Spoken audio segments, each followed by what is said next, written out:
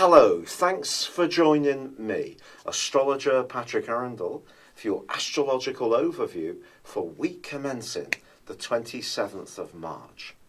There's a big emphasis on the 1st, 2nd and 10th houses of all our situations this week.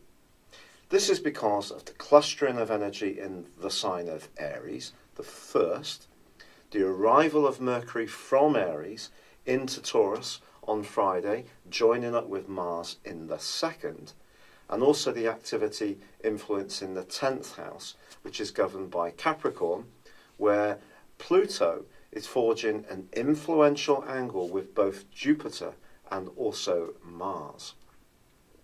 But the week begins with the Sun having just arrived in the sign of Aries. This is going to give us all a sense of new beginnings, a sense that things are moving.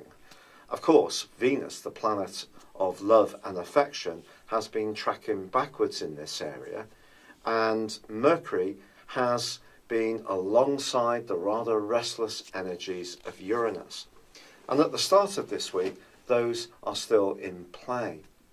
But what we're going to see is that the new moon on Tuesday is really going to bring Aries energy very much more to the fore. This can all give us a sense of go-getting. The fire and the cardinality of Aries is about taking decisions and being decisive. It's not so much about navel-gazing, working things out. It's a time of action. But the traditional sign of Capricorn is going to be very much to the fore too. And through Pluto, this is much more about how we fit in with the wider world. It's about our status in life, it's about our jobs, it's about conventions and orthodoxies. And because there is a superb link with Mars in the 2nd solar house in the earthy Taurus, with Pluto at the end of this week, it can be a time when we can take some giant step forwards to convert ideas into meaningful, tangible concepts. However, there is a square still between Pluto and Jupiter, and this does need more care. Jupiter in Libra is a well-positioned location for this planet because it makes it think a little bit more. It's balancing things. And of course, although Jupiter is tracking backwards, its square with Pluto is mainly very expansive and self-confident. It's about seizing the moment, but it's about not trying too hard. So although that gush of Aries energy is about getting on the front foot, it's not about forcing things too much.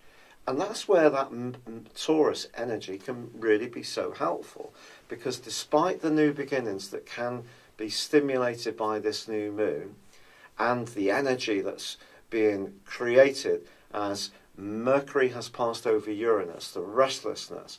I think once Mercury passes into Taurus, we're looking for more stable evidence of the things we've been working on and what they're going to actually represent.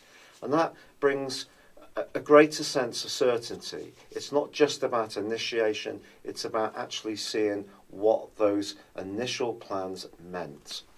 As this week draws to a close, with Mars and Pluto egging each other on, the two rulers of Scorpio, this can be a time of sensational action and developments and tremendous self-confidence.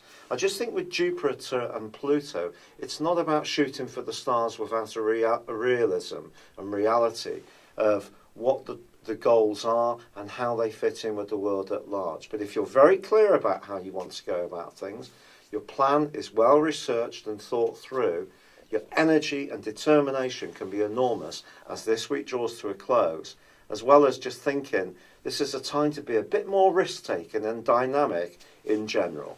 It's been a real pleasure being with you. Thank you for joining me. Good luck and goodbye for now.